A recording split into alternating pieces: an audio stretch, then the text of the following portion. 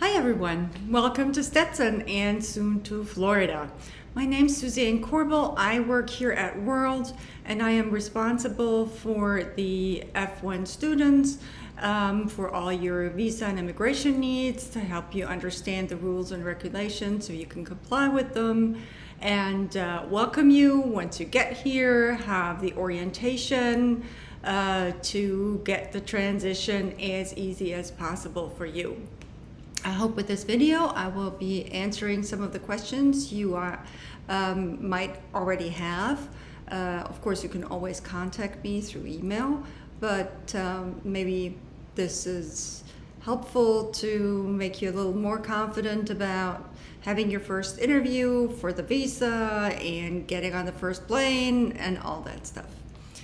I would really like to start by asking you to install your Stetson email account on your computer or your phone, wherever you check your emails, and check it very, very regularly. There will be a lot of information in the near future that I want to get to you so that things go without a hitch. I do not write them because I'm bored. I really think you need this information.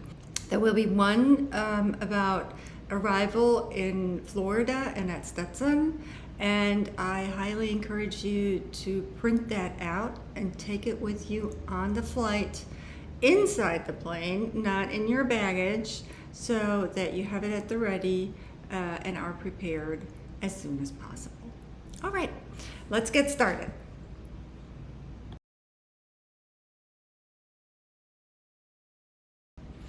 Okay, the first thing I want to address is the visa and getting to the States. Most of you do not have your visas yet. For those of you who do, congratulations, that's a huge step. The others are still in the process of applying for it or waiting for their interview. So the first thing is you will get, once admitted, an I-20, that's a form from us, and you need this form to make an appointment for your interview at the consulate or embassy that is in your region and your country. You will have to fill out a form that is called DS-160, and I can only encourage you to be as thorough and as honest as possible with that form. I can only encourage you to do this yourself. Do not let an agent take care of this for you. They don't know you as well as you do, and mistakes happen, but small discrepancies can be a big deal for an officer. Just make sure you don't leave anything out. Make sure that you read through it before you submit it. And then after you've read through it, either take a screenshot or print it out. There will not be a way to look at it again once it's submitted. So if you want to see, what did I write there? Is that really correct? Did I forget something? Then you can't. So make sure you either screenshot it or record it so that you can look at it once submitted. If you realize you made a mistake, the only way you can correct that is by submitting a new DS-160, and most embassies and consulates will only allow you to do that once. So once again, be careful, be very thorough when you do this. It's really important. Once you have submitted that, they will require you pay a fee, and instructions for that come with the request, and then you have to schedule your interview.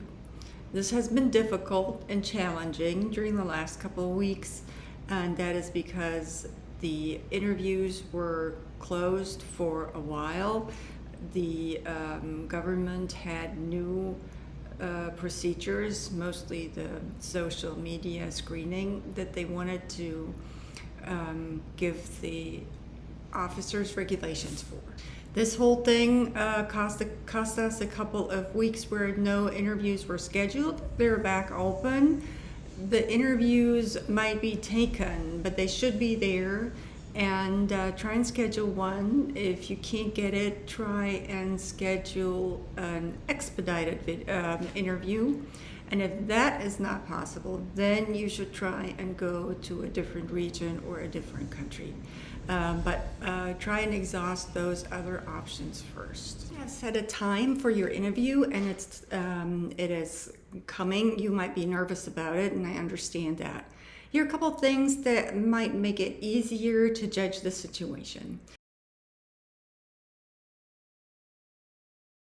So the officers that do these interviews with you only have a couple of minutes in which they need to get to know you. They need to understand who you are and that you really are someone who wants to come to study in the States and not do other things. And for that, you need to be well prepared. You need to be able to speak English with them. Most likely the interview will be in English. They do that so that they can see you can speak English, you can follow a conversation, you will be able to write a paper and sit in class. So that's number one. The next thing is be honest. They have access to way more information than you would think, and being caught in a lie is almost definitely gonna get you denied. So make sure you tell the truth. Do not rely on all your answers being in the documents you submit. You definitely need documents for your financial statements, but other than that, try to anticipate what the officer might want and volunteer information. The three main questions the officer is going to have is A, will this person really want to go to a university and study, or do they just want entry into the United States? The number two is, does this person have enough financial funds to pay for tuition and all the other costs that might occur during the stay? And number three is, will this person be leaving the country after it graduates, or will they try and stay in the States? And you wanting to go back home is one of the reasons why you are given a visa. So it's important that that becomes clear. As I said, for question one, does this person really have the intent to study? Let this officer understand who you are. And you don't do that by rehearsed answers or repeating stuff from the website. When you're asked, why do you want to go to Stetson? Or why a university in Florida? Or why in the States? Tell them honestly what you think about this. And even if it's like, oh my God, I am so excited, Florida, it's going to be nice all year round, and I can go swim in winter, and or I've always wanted to see the Everglades. Now I'm close and can do that, or whatever else is there. Or even as a little kid, I dreamed to go to Disneyland. There are so many reasons, and American students have very personal reasons for their choice of university as well. So the officers are used to that. They don't expect you to just go by academic reasons. They know there is way more at stake there than that. So that's number one. Number two, financial situation. Have your documents submitted. Make sure they don't look as if anybody tampered with them or something's wrong with them. They need to be official, and then be able to explain what's in these documents. And then number three, you are planning on going back to your country after you graduated. Show them the ties you have to your country and why you will want to go back and not just immigrate. If you do have family or relatives or friends in the United States, that is a reason for the officer to suspect that you might not want to go back home. So be honest about it. And it can be, even if it's a relative you've never talked to or you barely know, then say that. But volunteer it, be honest, they most likely know about it anyway.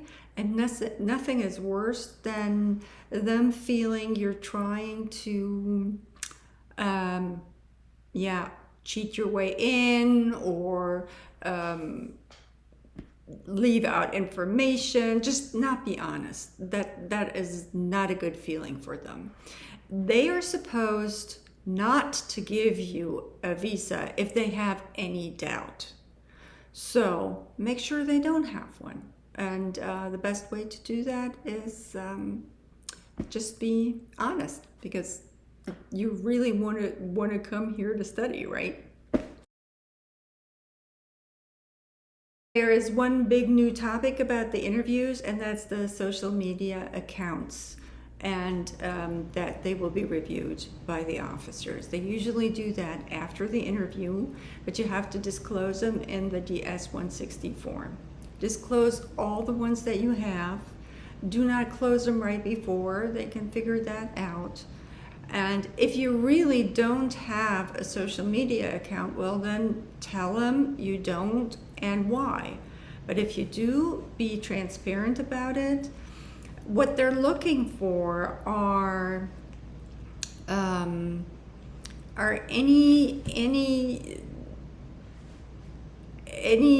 videos or tags or anything that would lead them to believe that you are unfriendly towards the United States or the government, that you sympathize or are part of a terrorist organization. I mean, I don't need to tell you that. You will obey the law. So don't post anything online where you smoke marijuana. That's not a good idea. If you've already done it, well, then I can't be helped.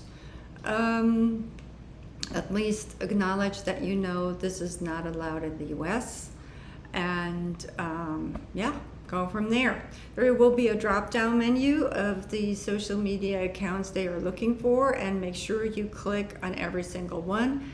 If you have multiple accounts on Facebook, for example, or TikTok or whatever, then and you cannot fill that in the form, at least tell the officer when you get there. By the way, I didn't know how to put that in, but I have 2 accounts. This is the other one. Simple as that. Yes, so unfortunately, the screening of the social media accounts has added 2 weeks to the processing time. Processing time used to be about 2 weeks, and now it is 3 to 4, more likely 4. The officers also have a new rule that when they feel you will not be able to receive your visa in time to arrive at the school for the first class, they're supposed to deny the visa, and then you can defer and come in the next semester. But if you feel this might be a danger, please reach out to me, because the arrival date depends on the program start date on your I-20. And if we can, that very much depends on your major and what you're planning on doing here, then the school might accommodate you to come a little later or have start online before you can be here. But we need to know about this as soon as possible, and the window for those 4 weeks is closing rapidly.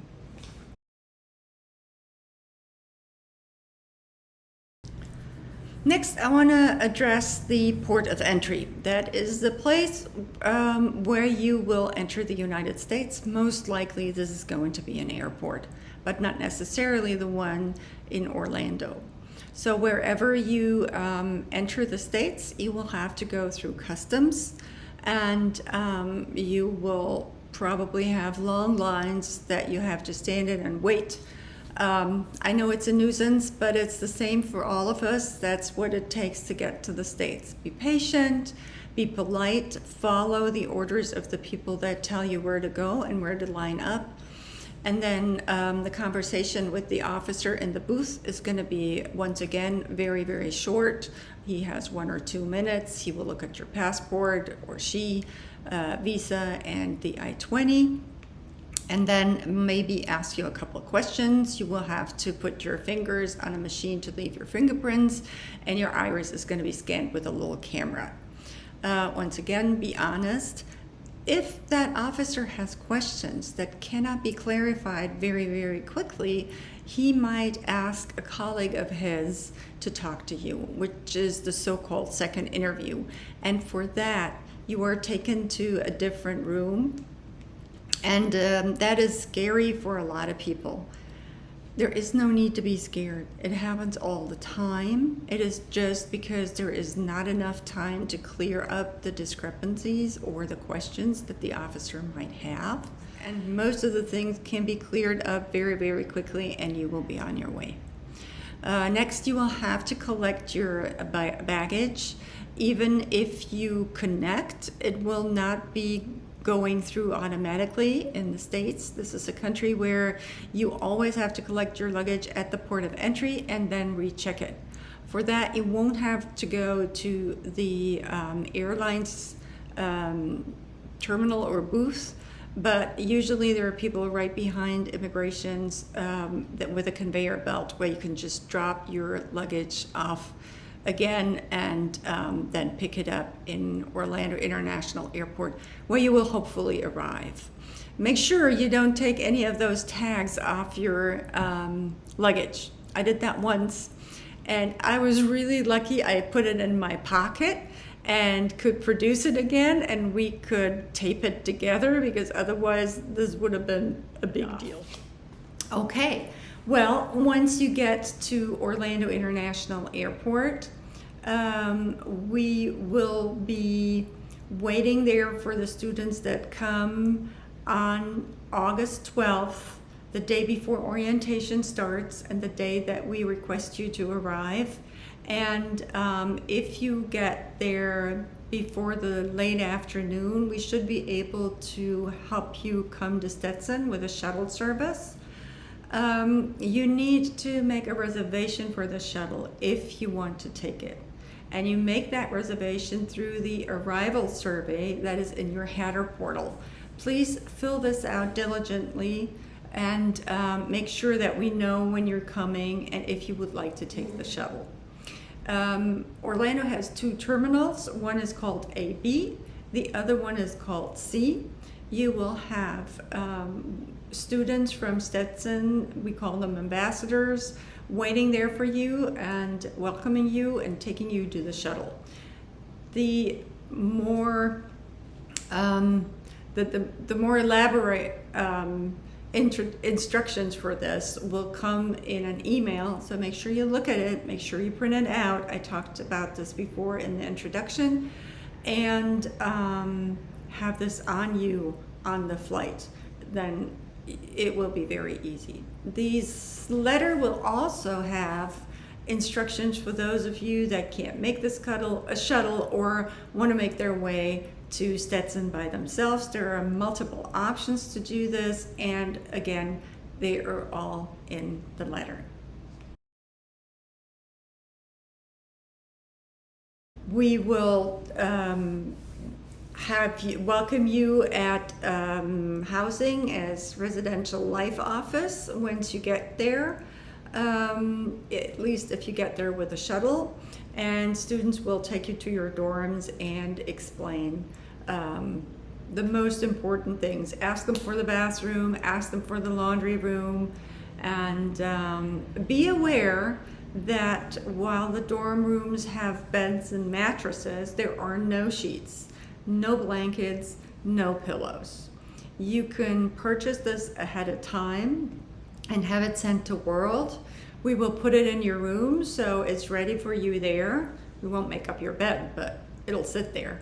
Or you can somehow go through the first night, and then on the first day of orientation, we will take you to Walmart, anybody who wants to buy food provisions, lamps, whatever you feel you need. It's good to have looked around in the dorm to see what the kitchen offers and all that, so you know what you might want in your room. Again, all this is explained in detail in the letter that will come with an email soon.